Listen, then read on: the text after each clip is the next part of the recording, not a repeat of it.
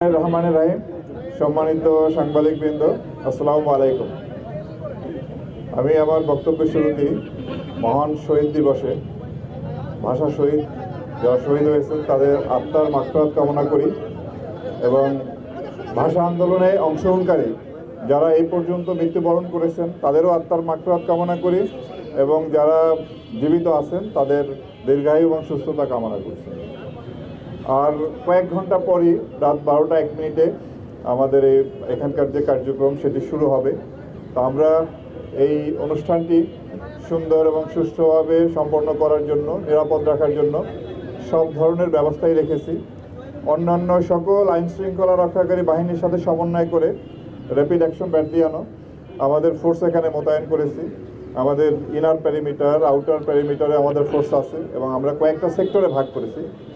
প্রত্যেকটা সেক্টরই আমাদের ফুট পেট্রোল, গাড়ির পেট্রোল এবং স্ট্রাইকিং রিজার্ভ থাকবে। এছাড়াও আমরা অত্র এলাকাটি ভালোভাবে সুইপিং করেছি।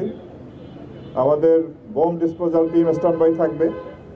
এছাড়া পুরো এলাকাটাকে আমরা 64টি ক্যামেরার মাধ্যমে এটা আপনার সিসিটিভির আওতায় নিয়ে এসেছি।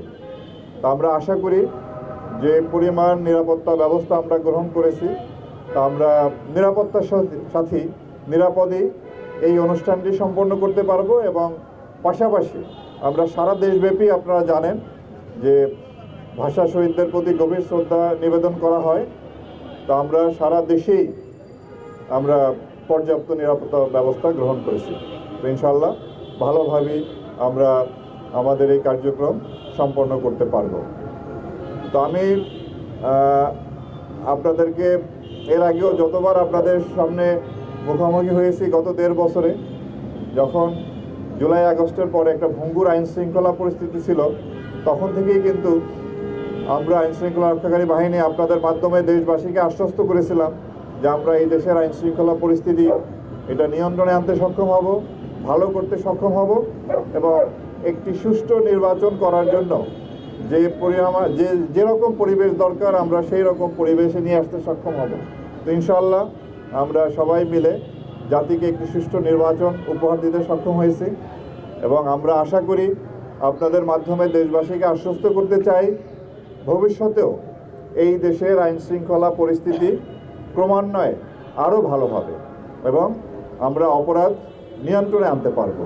কোনোভাবেই যাতে আইনশৃঙ্খলা পরিস্থিতি বিঘ্ন না হয় সেদিকে আমরা সবসময় সতর্ক আছি, সজাগ দৃষ্টি রাখব।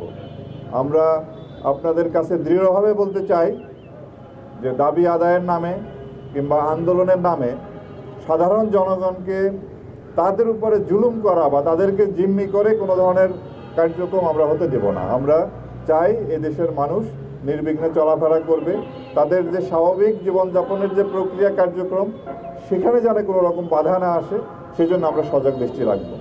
তা আমরা আশা করি আপনাদের সহায়তা নিয়ে, দেশবাসীর সহায়তা নিয়ে এই দেশের আইনশৃঙ্খলা পরিস্থিতি ক্রমান্বয়ে আরও ভালো হবে, অপরাধ নিয়ন্ত্রণে আসবে এবং একটি সুন্দর একটি দেশ আমরা উপহার দিতে পারবো দেশবাসীকে, ভালো একটি পরিবেশ। সেই আশাবাদ ব্যক্ত করে আমার বক্তব্য শেষ করছি। ধন্যবাদ।